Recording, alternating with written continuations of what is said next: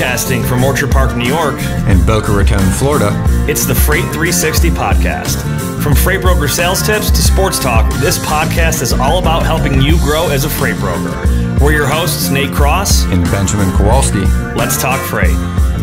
All right, welcome back for episode triple deuce, 222, 222. It's a big one. Welcome back for another awesome episode of the Freight 360 podcast. We got a special one, as always, for you guys today. We'll get to our guest here in just a second. But first, please make sure to hit that subscribe button. If you're on YouTube, hit the like button, share us, leave comments, keep sending us your questions through the website, the YouTube comments, whatever you prefer, and share us with all your friends in the industry. And if you'd like to learn more about Freight 360 and our specific industry training, make sure to check out the Freight Broker Basics course for a full-length, self-paced instructional modules on how to start a brokerage, build up your shipper book of business, build your carrier network, and even hire the right employees. And this episode is brought to you by Lumber Blue Book. Are you looking to quickly identify qualified sales prospects? Looking to develop trusted, sustainable business partnerships? Well, look no further. The Lumber Blue Book is an online directory and credit resource for the lumber and forest products industry, covering mills, manufacturers, wholesalers, and retailers. Their database of over 23,000 lumber companies can be searched and segmented to develop sales and marketing campaigns. Members receive access to real-time credit and business information for companies throughout the industry. To learn more, go to lumberbluebook.com and click Join Today. That's lumberbluebook.com. All right, Ben, how you doing today, man? Doing well. Trying to stay warm. It's freezing down here. Awesome. I guess you can kind of share in the not so warm weather with me. Although I'm in Nashville this week visiting my brokerage, and we're actually in the 60s, so I won't complain. Nice. But we got a couple of special guests with us today. We've got Keith Lewis and Sal Marino with us. Sal, we'll start with you real quick. Just give us, for anyone out there who doesn't know who you are, the company you're with and what your role is there. Yeah, no, thanks. Thanks for having me. My name's Sal Marino. I'm vice president of CargoNet, which is under the Verisk Crime Analytics division, and our parent company is Verisk, Verisk. Awesome. And Mr. Keith Lewis, how about yourself? Just give everybody just a quick rundown on what you do with the organization. Hi, good afternoon. Thanks for having me. Keith Lewis, I'm Vice President of Operations for CargoNet. CargoNet is a Verisk solution. Awesome. Well, hey, we're excited to have you guys on. I know we got introduced through a mutual friend a few months back, and we're excited. Obviously, the way that the industry has evolved over the last 18 to 24 months, and even this stuff has existed beyond that. We're going to talk a bit about cargo theft, some fraud, maybe some trends that we're seeing, and we'll share some stories. So we're honored to have you both on with us today. We're going to have a fun episode here, and I'm looking forward to it. Quick sports recap. As a diehard Buffalo Bills fan, as a lot of our listeners know, I could come into this week's podcast with a little bit of a bigger smile on my face, or at least a smile on my face, unlike the last few weeks. The Bills took down the Chiefs in Arrowhead on the road this past Sunday, and there's the big controversial penalty they called back. What would have been a possibly once in a career crazy play by Travis Kelce, throwing a touchdown lateral. But hey, the receiver, I think it was Tony, right, was lined up in the neutral zone, offside, penalty, called it back. The Bills ended up winning that game. And on top of that, icing on the cake, somehow the Tennessee Titans upset the Miami Dolphins on Monday Night Football. So the Bills fans quickly went from, all right, we lose and we're done, to, oh man, we could win this division and go all the way. So that's the bandwagon Bills Mafia for you. Ben, you got anything else around the league? I do not, other than the Steelers are playing the Colts after 2-week back-to-back losses to arguably the two maybe worst teams in the NFL, the Patriots and my mind just blanked the week before. I couldn't tell you. But either way, what's wild, if you look at the AFC right now, like including your Steelers and the Bills, right? There are, I think, 6 teams right now that are 7-6. And there's not really, I mean, Baltimore's up there, Miami's up there, but there's not really like a overly dominant team right now. You've got a fairly like big level middle for the conference. So it'll be really interesting to see how the next few weeks pan out as we see that playoff picture shape up. But that's all I got for sports, unless you got anything else. Well, wasn't there something with Liv? Was it John Rahm? Somebody that just signed on with them. He did. I didn't get a chance to read much about it, but I did see that he did sign with Liv. I didn't see anything about the money or anything, just mostly people arguing back and forth on whether or not he should have done it. So, Sal, Keith, are you guys football fans? You got any input here on what your take is on the state of sports right now?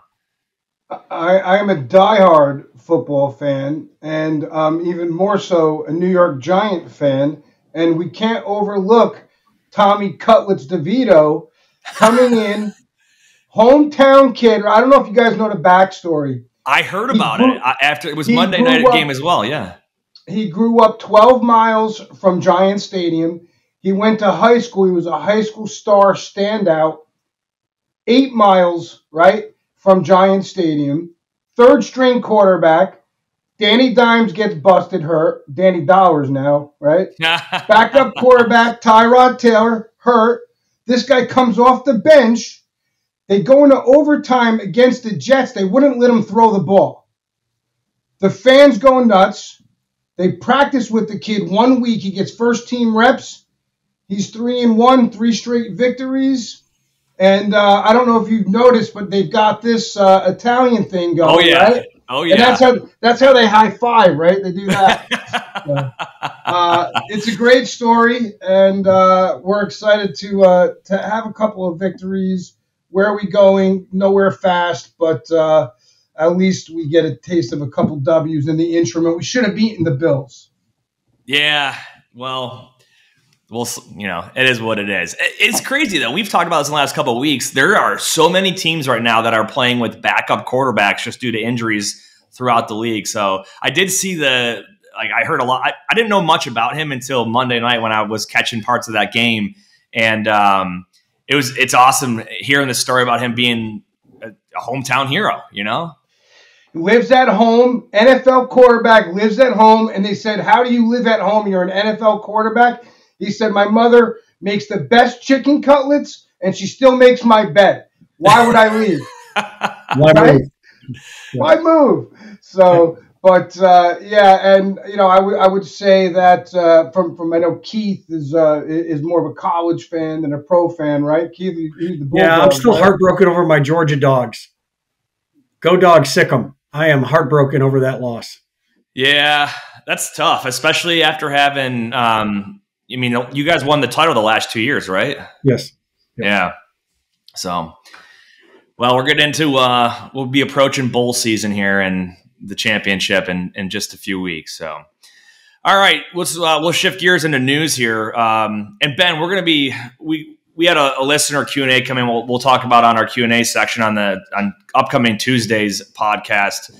So I'm going to hold back my thoughts on rate transparency, but let's talk about this story. And this Overdrive Online has an article. We'll link it in the show notes. But essentially, the I'll set the stage if you want to dig more into it. But rate transparency, I think it's CFR 371.3C or something like that, where brokers are required to, by request, release their customers' rates of what the customer paid to a motor carrier if they demand it. And it's within, I think, 24 hours. And TQL didn't do it. FMCSA had to get involved. Give us the scoop on this one.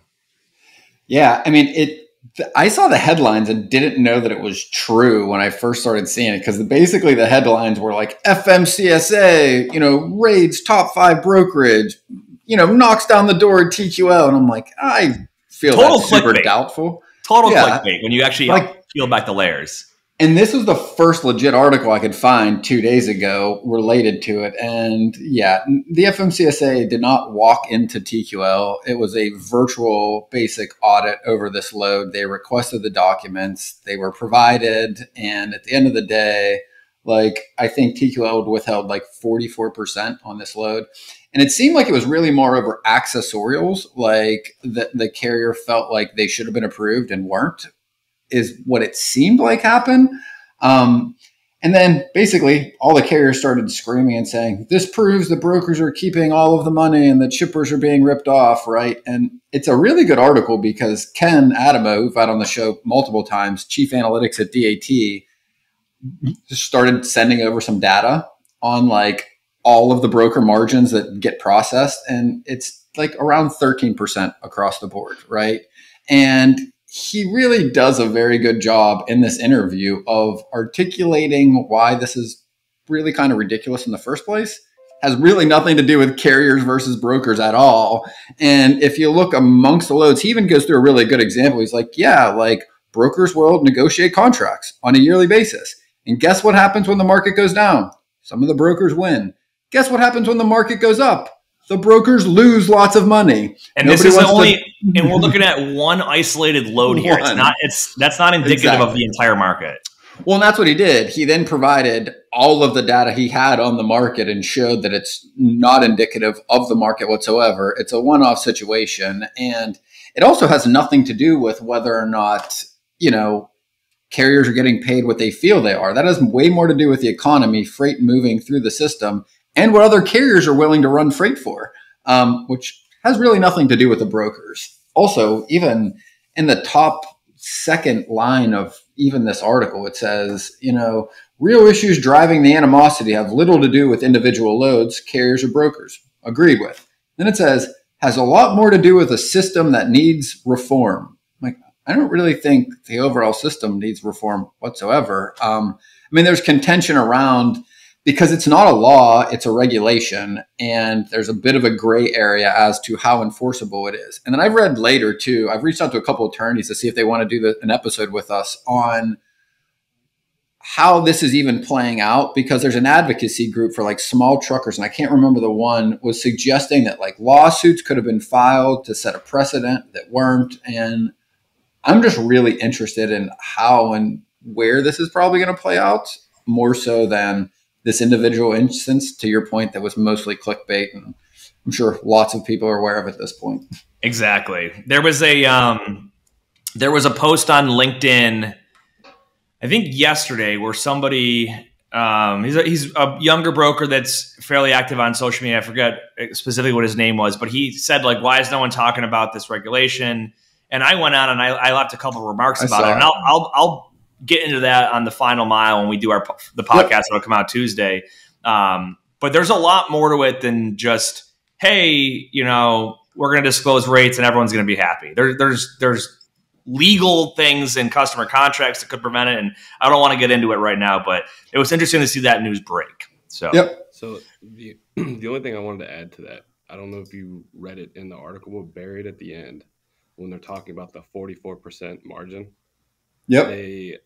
That's based on word of mouth from the carrier, and the carrier declined to provide their rate confirmation, even though the FCSA was sent in to go get the customer pay.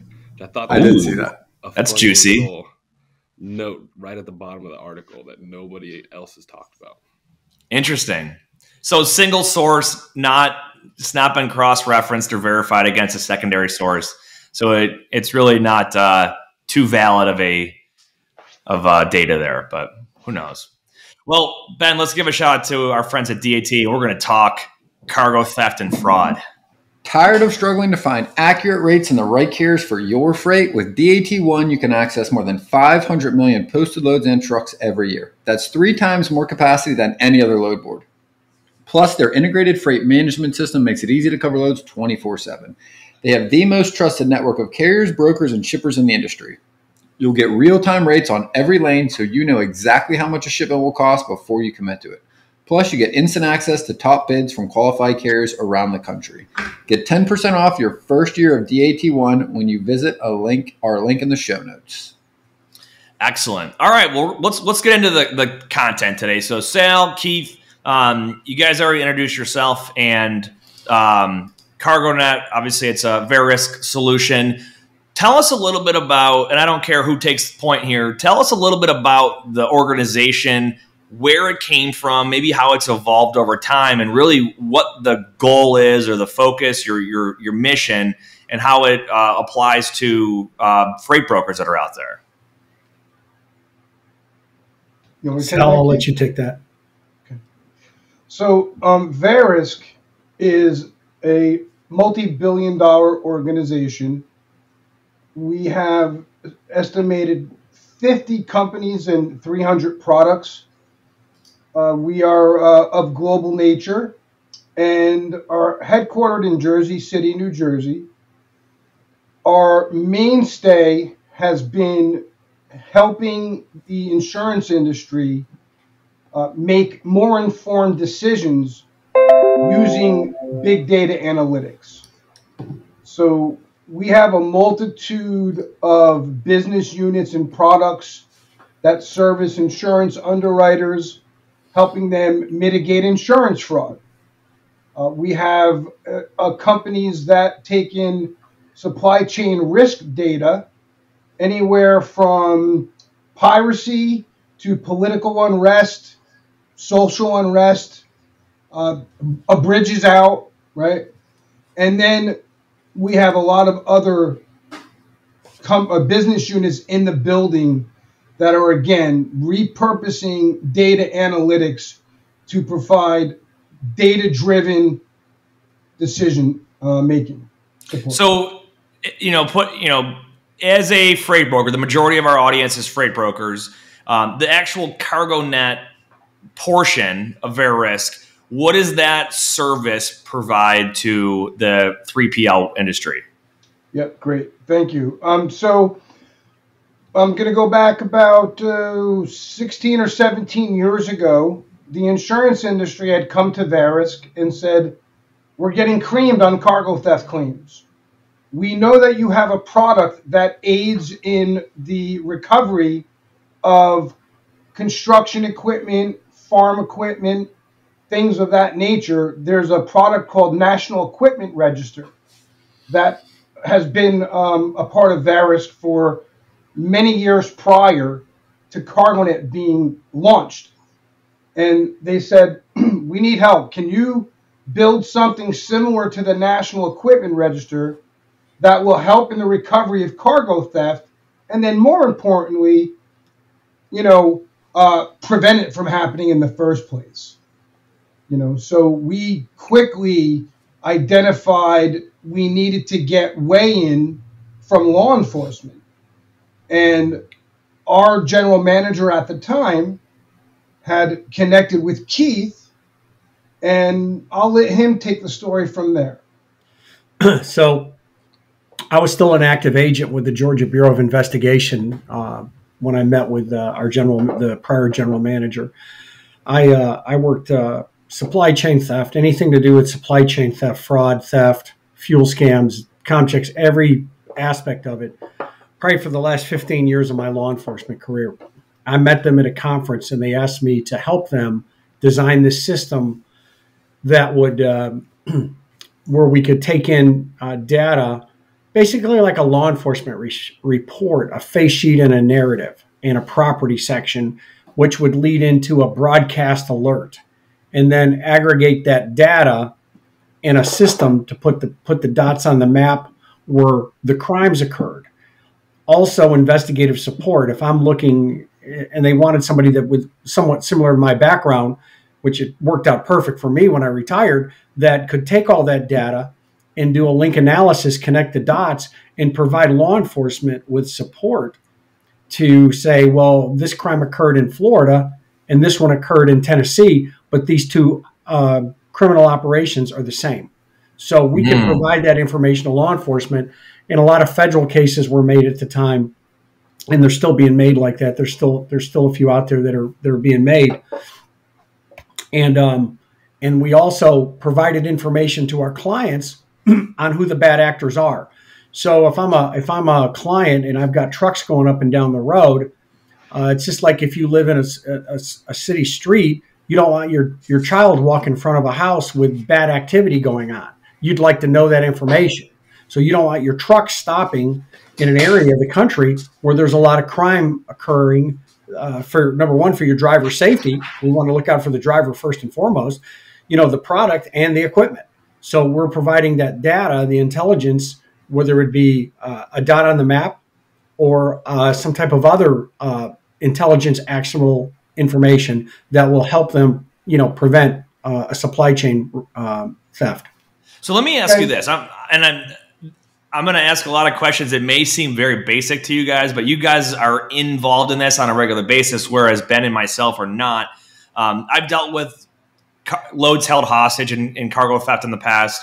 I'm curious, is there a trend, or I guess maybe like a amount or percentage of the theft that is from the actual carrier versus a third party that's just on the street that tries to take it hostage? I mean, what does that look like? Because you talk about going through a bad area, and we've all seen news reports of rail lines in California getting pillaged and things like that. But is there like a rough estimate of how much of this is an actual bad actor, motor carrier stealing freight versus somebody's popping a lock or a seal and taking stuff out the back like Fast and Furious style? So you're talking about the difference between a truckload theft and a pilferage. Okay. Yes. So, great. There we go. There's some terminology that I wouldn't have been able to give myself. Yes. Sure. Well, the truckload thefts outweigh the full truckload thefts outweigh the pilferages. So we'll probably roughly about 60% more truckload thefts than pilferages. It's a different type of criminal empire, different type of structure, different type of cost. And believe it or not, the organized crime groups look at the cost of what it's going to cost me and the risk of what I'm going to go after. So your higher risk freight to steal is your pilferages. Your less risk is stealing just a trailer, and the least amount of risk of all is the fraud, the fraud, the identity theft that we're dealing with now. So you've got three different buckets, and each one of them has their own risks and costs that the bad actors weigh in when they decide to set up their criminal empire. So when you say you brought up a good point, identity theft, are we talking I'm going to impersonate someone else's authority and give Mr. Broker an MC number that's not mine? So on that fraud silo that we're talking about, I can either impersonate someone's identity, I can buy an existing company and just go out and use that, or I can start my own.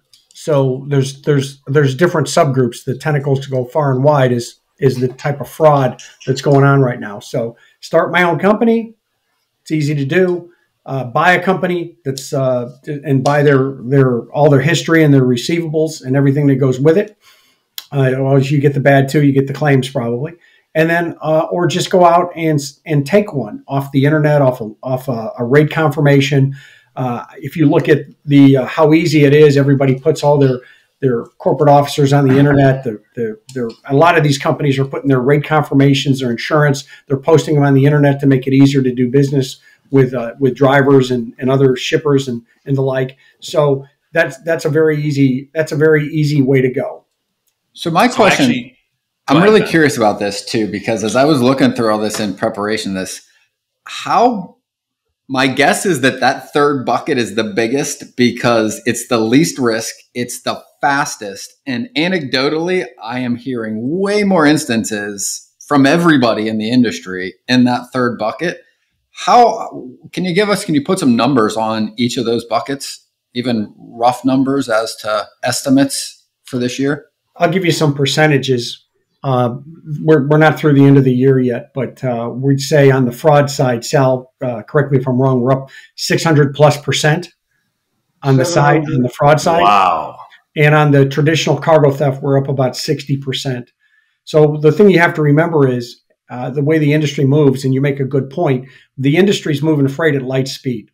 With deregulation, the emergence of technology, and I did a study a couple of years ago where I overlaid generations on the type of cargo theft of going back to the great generation, the baby boomers, the Xers, and whatever we are now. And if you notice with technology, all those generations have changed, and so is the MO of the criminal. So we're moving at light speed. We're moving freight at light speed, and It's basically playing chess and checkers. We as the industry are playing checkers and the bad guys are playing chess. So question about that, because this fall, we were able to talk with the CEO of DAT and what they're going to be doing in the market to prevent some of this, and a few other folks. Like, what is a round number estimate as to what we think that fraud number is? I mean, is it in like the 8 figures, 7-figure range of either of those buckets or both of them together? Because I'm really curious, again, just some ballpark number as to how much. And the reason I'm asking is, like, we had a client that I talked to a couple of weeks ago, had one instance of this, but when they were talking to Travelers, one of the reps at Travelers, they had one load. The rep at Travelers told them that the ring that they were basically tracking that was attached to this was doing this to the tune of $450,000 a day for like 11 days. Just this one instance. And I'm like, that's $4 to $5 million roughly in a week and a half. And I'm like, the numbers to me, I was shocked. And I'm just curious what this looks like in exposure to the industry.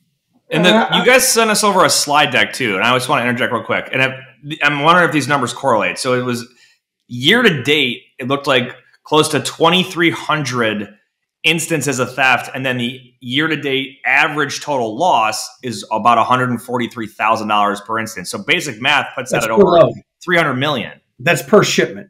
143,000 per shipment. Per shipment, and if there was 2,000 some instances, that was like you were talking hundreds of millions of dollars of theft. So yeah, that's on average, right? So that's an average. Yeah, that's average per shipment. Some of the other slides, it does talk about total loss value. For example, I believe if you look at slide number 4, right, it talks about the average loss value being at 143,000 with 128 million. Oh, okay, I see that now. Wow. And so yeah, over $100 million. Oh, and is this all 3 buckets? Yes, it is. That number is all 3 buckets. So what you have to keep in mind is there's no mandatory reporting. So if somebody breaks into your shed and steals your lawnmower, it was an old lawnmower. I'm just going to go to the box store and buy a new one. So a lot of this theft that's stolen in transit goes unreported. I'd say a lot of it does. And the problem is we don't know what we don't know. So if you think about this, I got a couple cases stolen off the back of a trailer. The driver finds out about it when he gets to the consignee. It delivers a couple short. There's no police report made. There's no report to us. There's no report to the insurance company. It goes undetected. If you're looking at a food grade load, a couple cases stolen off the back is no big deal. But with the seal breach, that load is going to the dump. So you're not reporting the theft of the whole load. You've got the cost below the iceberg of the load being destroyed. So if you think on flip the coin over to the LTL side of the industry, freight lost in transit. I worked in the LTL industry for many years as Sal worked in package. If something's lost, well, it's lost in our system. We'll look for it. We'll look for it. If we find it, we'll write a free astray bill lading. We'll get it delivered. If it never gets found, we get a claim within about 9 months. We pay the claim and move on. But that freight went somewhere. Either the driver got out counted and somebody stole it on the dock, the driver got out counted at the consignee and they put it in their pocket, or somebody on the dock took it, or the driver. It went somewhere. Somewhere. So you think about all those freight claims that's paid out. There's a lot that just doesn't get reported because we're almost turning. I wouldn't say we're turning a blind eye to it, but I'm saying we're like, I hate to say this because I came out of the transportation business. I worked for asset base and for the brokerage industry. We look at this as a cost of doing business. And we're just baking it. We're baking the losses back in our rates, just like on the organized retail side. Well, that's changing. That's what I'm also really curious to hear about, because the one question we get from a lot of our audiences is like, why aren't shippers yelling about this? Why isn't this bigger news? And again, anecdotally, it seems like, again, you get a double brokerage claims, $4 or $5 grand. What do you do? Take them to court and pay an attorney $2 or $3 grand to fight it, right? Out of pocket, writing it off, right? In most of these instances, again, that you just give a lot of good examples on, brokerage is just cutting a check to keep the customer happy, to keep the wheels spinning, no pun intended, right? And to me, it's kind of shocking that not only is that happening, right, but it's creating more space for more crime to do more of it because it's not reported. There is no accountability. And it just seems like things just keep getting pasted over. And Moved on. Let's think about the consequential damages, the cost below the iceberg. 200 cases of laptops are stolen off a trailer and they don't make it to the box store. Well, that box store, those laptops are going to sell, right? They're going to sell. So that box store loses the margin on those laptops. So the manufacturer of the laptops is going to, send them more on the next trip, and everybody's got cost in there. That's the hidden danger of the supply chain and the retail side, is that we're not I'm sure there's somebody far better at this than I am that can capture that, but that's the cost and that we don't capture. And remember, all of this gets passed on to the consumer. Sure. Yeah. Yeah. So I'll say 13, 14 years ago, and that's how long we've been in operation. We launched back in 2009. So we're going to be celebrating our 15th year come January. So that's how long we've been tracking the data. And we did a self-insured ratio impact study, and it was based on a load of digital cameras, okay? And what it did was, assuming that this was a self-insured load, that to Keith's point, when you look at the below the iceberg cost, that indirect loss, the number that no executive is looking at, they're looking at a hard dollar. They're looking at, it's a $200,000 loss of product, right?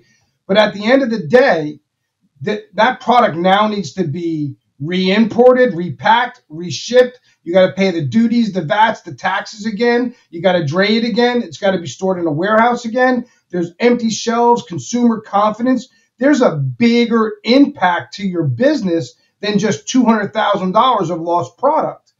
And here's the kicker.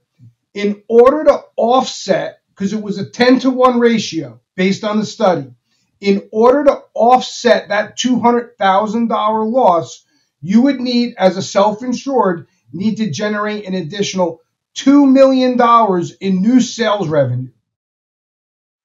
So the only thing I'd like to add to that is I came out of the automotive JIT business when I was with some of the big logistics companies prior to law enforcement, and we looked at what the cost is to shut down an automotive plant, and you're in the $60,000-$70,000 a second range if we shut down a big plant per second. Say that again, Keith, because we talk about that in other episodes, and most people don't realize this is why companies pay to move things quickly, because the cost to shut the line down is astronomical. What is it again per second? 60,000.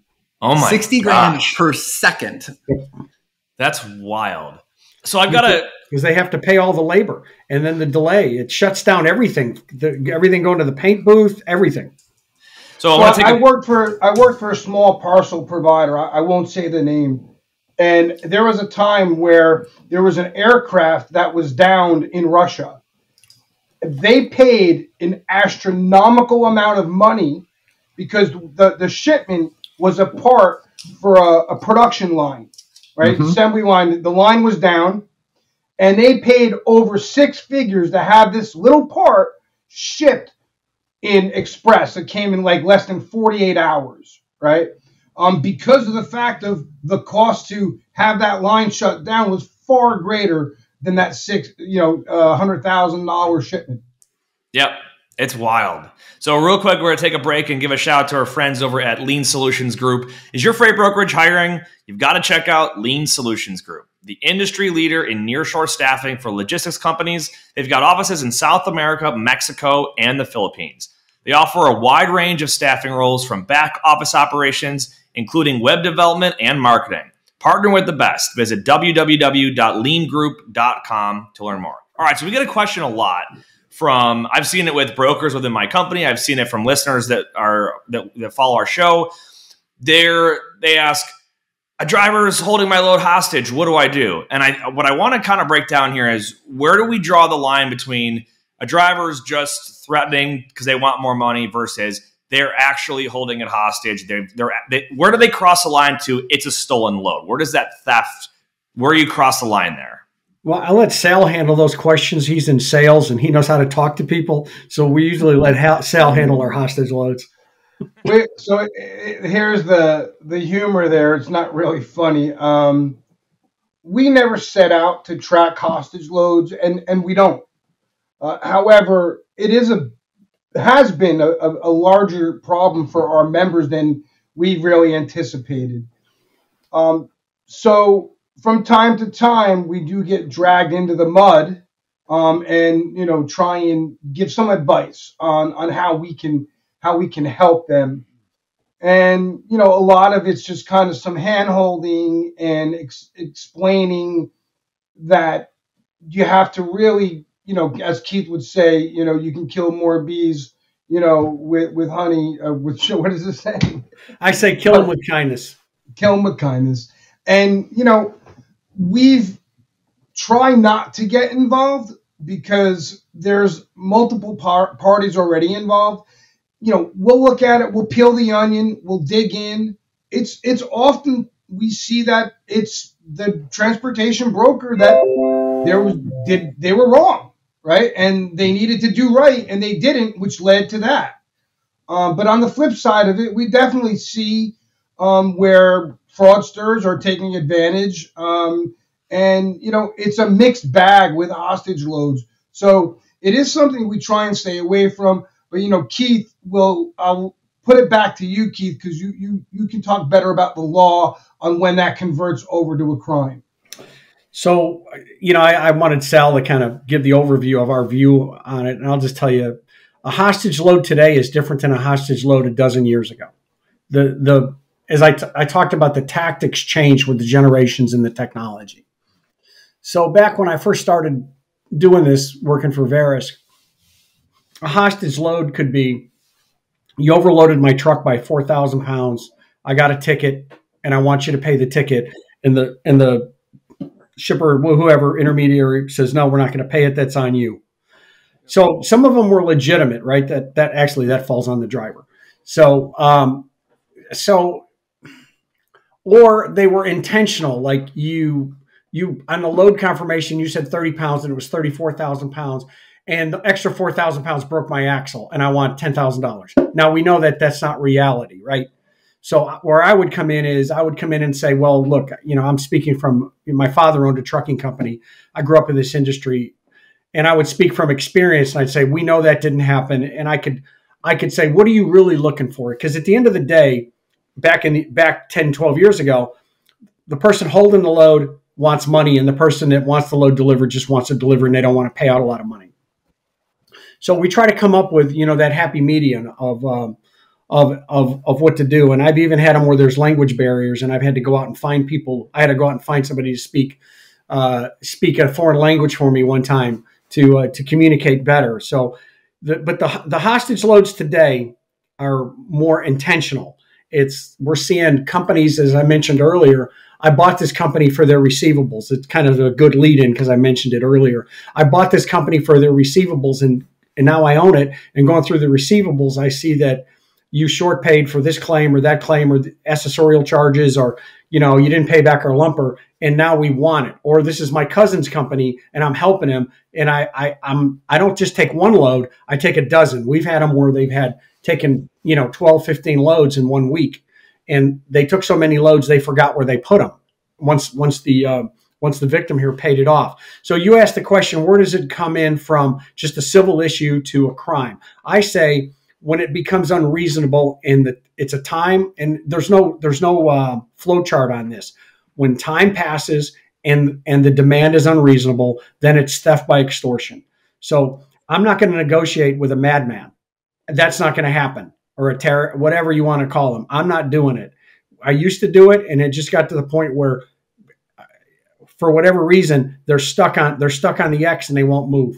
That's theft by extortion. So I recommend victim companies, and this leads into the other problem of making a police report because they look at it as a civil matter. So that's where I can come in and I can help them on how to couch it from my 25 years in law enforcement on how to make that police report, how to get that done, and at least get a police report filed so you can let your shipper know that you're doing everything you can. I filed a police report, let my insurance company know, contingent cargo, et cetera, file on theirs, call theirs, and maybe hire a private investigator or whatever. But it's at the point now where it's intentional and it's straight up theft. And Keith, isn't it called intent to deceive, or is that the same as extortion? It's theft by deception. So Interesting. How often do you see those play out that way, Keith? So let's say in those instances, right? Like, what happens from that point? I guess if that does occur, right? Unreasonable. Yeah. So sometimes the loads are just lost. They both parties give up trying to collect, and loads are left, or the party holding the load sells it, or they come to some type of financial agreement on past problems, and they start releasing. They don't release all dozen loads; they release 4 or 5 of them. It's basically hostage negotiation 101. But what's important to remember, and I want folks that watch this to remember, I asked when I work one of these for our clients, I ask them, who's got the bigger stick here? Who's in charge? Well, the person that's the victim here, the broker, is going to say, well, I'm in charge. It's my freight. And I remind them, you're not in charge. The other person's in charge. You got to play the game the way they want to play it. They're holding the load. You're not calling the shots here. Can I ask you? Or, go ahead. I was going to say, so I've had instances where, because obviously there's a big range here of a quote unquote load being held hostage, because a driver might say, hey, I'm due $200 for detention. And the broker says, no, I can't get it approved. And they say, well, I'm not delivering your load until you pay me $200 versus a more legitimate scenario where, like you mentioned, overweight, or it could be something legitimate where the broker is in the wrong. So if I'm a broker and I have a not so legitimate versus a concrete situation where there's clearly something being done nefarious here, if I call law enforcement, from your experience, would an average law enforcement agency ever just say, like, no, this doesn't dictate us doing anything here? Or are they going to at least write a police report? What does that tend to look like on the varying level of severity? It depends on how you present it to the police department. Exactly. So that's why I kind of want to get, there's probably a way to frame this to where they'll take you in a different way, correct? Right. What you don't want to do is frame it like, I met someone on an internet dating site and things didn't work out. You don't want to frame it like that. You don't want to get too far deep into the details. Law enforcement has gotten wise to this. They get inundated with these scenarios, right? So you want to keep it simple. We tendered a load to a carrier, and they didn't deliver it. Period.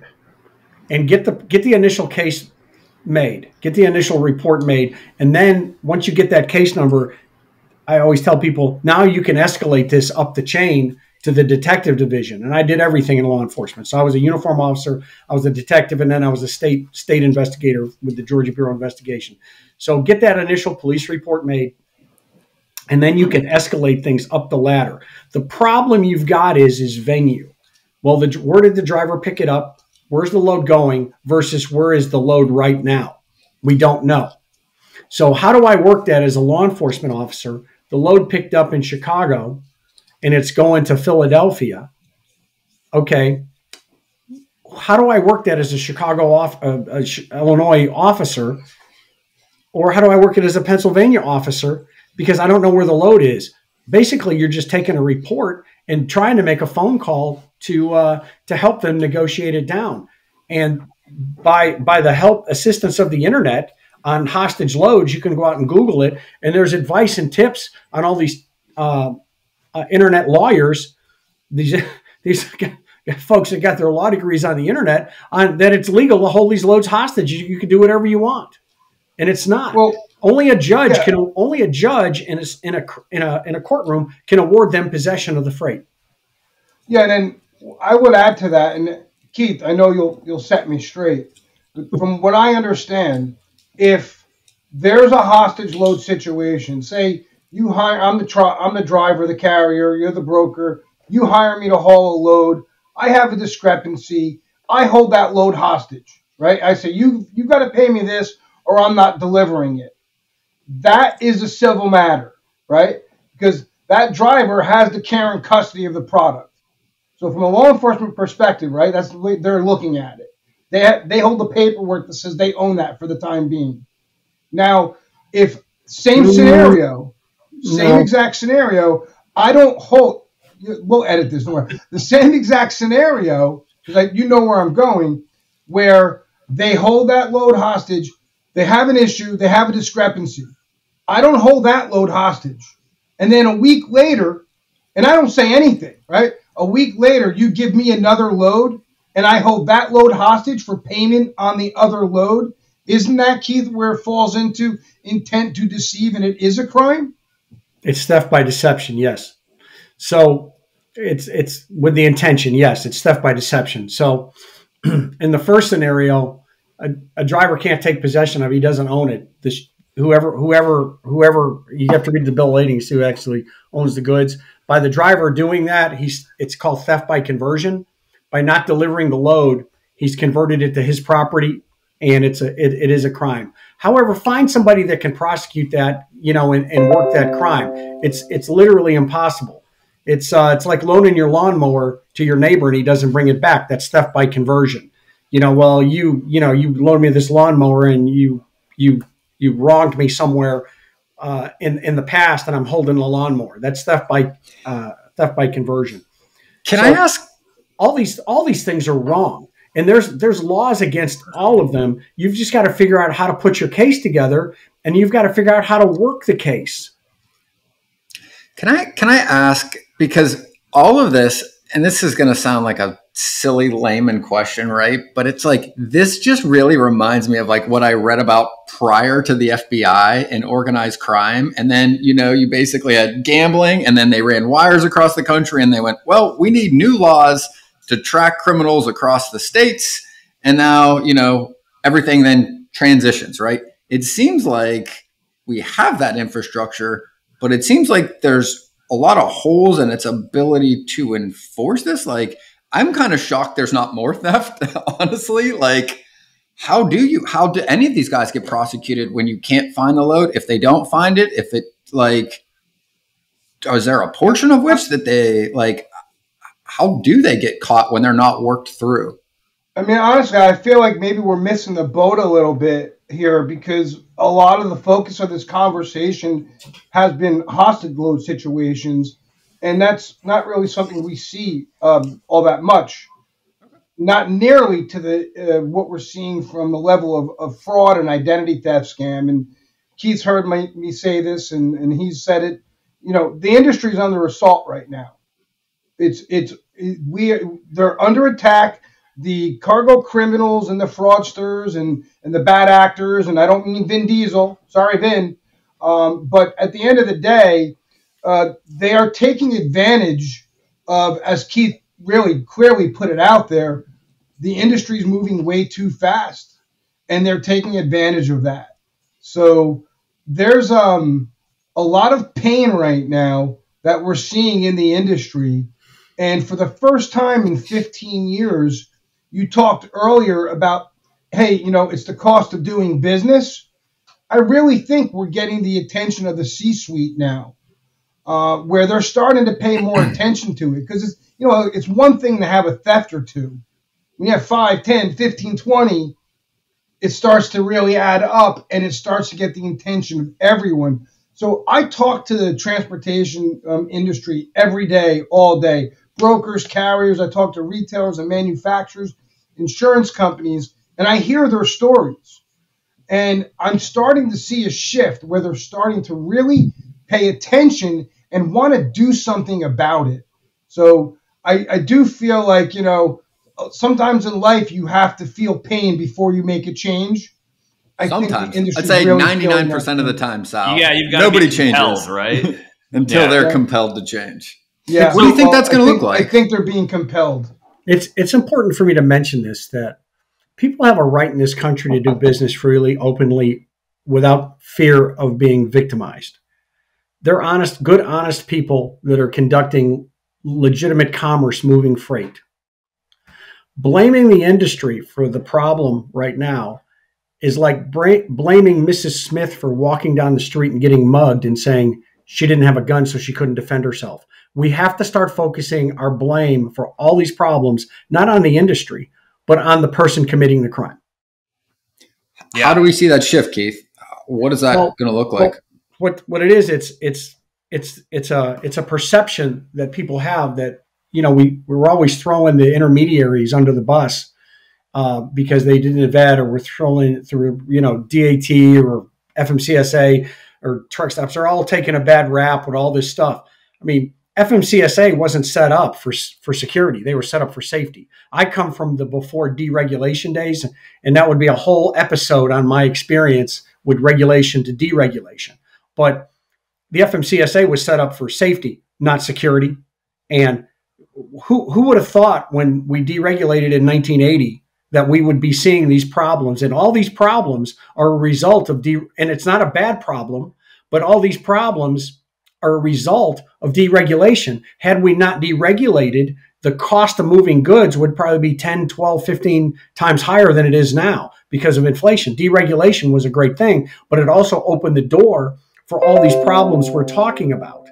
So if you just I don't want to go back and delve into hostage loads, but what we see with hostage loads, it's cyclical. We'll get one bad actor that's holding 10 this week, and then we won't see any more for a few more weeks. So it's cyclical. And the one thing to keep in mind is a lot of the shot callers now, when we're talking about how do you go out and catch them and how do you put them in jail, a lot of the shot callers that are calling the shots are not in the country right now. What we learned from COVID, that we could work from home and be productive.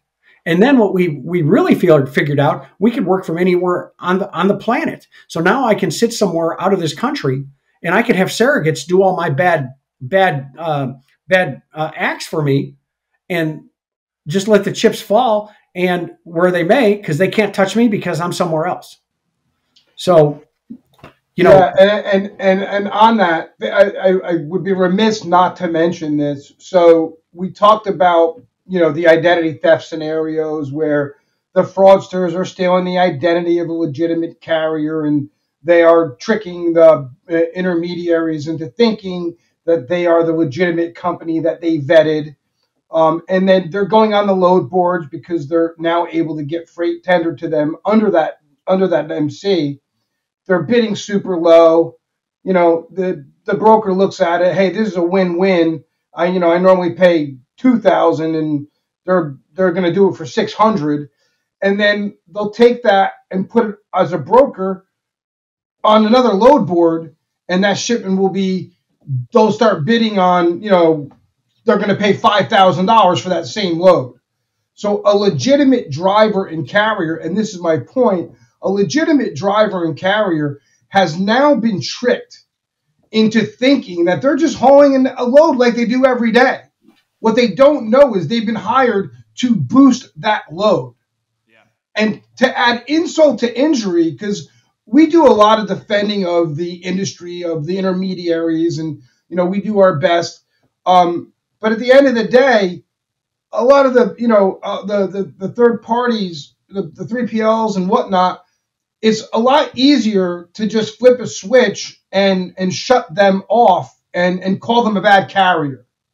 And so now that driver, he's a victim too, right? Yep. The other carrier had their identity stolen and they're victims. So there's multiple victims in these scenarios.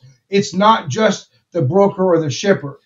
So I want to bring it back to kind of where we started the conversation on really cargo theft, whether it's identity theft or pilfered load or the motor carrier stealing. To kind of put a bow on all of this and dilute in CargoNet's role, how do you play a part in a true cargo theft situation? Are you an advisory person? Is there some sort of training education that you're offering to the members? What's the role? Where does CargoNet hop in here? Thank you for the question, Nee. And, you know, CargoNet is a subscription-based service. And we have just under 700 enterprise members and over 10,000 individual users. And it's really predicated on collaboration and information sharing, right? Think of each individual company being able to communicate the pain that they're experiencing, and that intelligence is valuable. It's actionable, right? So first and foremost, from a theft perspective, we're always going to try our best to help our members get a stolen load recovered, no matter how it was stolen. That's one part of our role. And the way we do that is we have a 24/7 intelligence and recovery response center. And it's a team of analysts, of subject matter experts that have been doing this for a decade and a half, right? So when they look at a theft event, they can quickly just identify what the next steps are. And we have a massive law enforcement communication platform to tens of thousands of officers. And I say that sounds really cool, but the real value is within the relationships that we've developed with the agencies that are dealing with theft every day, all day. We've been supporting the recovery effort for 15 years now. So it's not uncommon for us to reach out to them and ask them for support because we reciprocate. So that's one way we help with recoveries. We're sending out alerts and intelligence, not just to law enforcement, but to our members as well. Okay. And the other piece of it is super important is we're capturing post-theft the details of the product, those unique identifiers, those serial numbers, those SKUs, those lot numbers. We upload that into our case management system, and it becomes searchable by law enforcement. So if I'm an officer on the side of the road with suspicious product, I can't just make an arrest and a recovery. I'm just suspicious. I need a victim. By coming into our system, we can connect the dots and say, yep, that product that's in your hand was reported stolen. We're going to make the connection to the victim so you can go ahead and make that recovery. So I guess to break that down Barney style, what I took away from that is you're involved before, during, and after. So before, right, the entire community of your members is able to share data on what they've experienced, correct?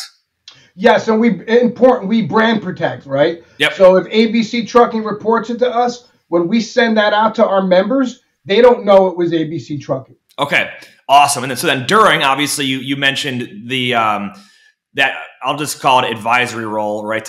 Whatever we can do to help get that cargo recovered, and then on the back end, having that database of whether it's lot number, SKU, pro number, whatever it is, if that item then pops up later on down the road, there's a database that could connect it back to a previous incident. So it's kind of a whole circle where you guys are involved, not just, hey, we're here to do this. You're really there as an extension of that 3PL or that intermediary's protective mindset, really, as far as doing their operation, their business. Yeah, very, very much so. It's very accurate. And then I would just add that it's really more about the analytics. What's the data saying? What does that lane look like based on the cargo commodities and based on the route attributes, right?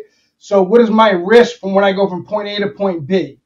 And then, of course, it's the training, the education, the awareness, creating that cargo security-centric environment. So we do, reports and webinars and white papers and best practices and really just keeping everyone together and combating this together.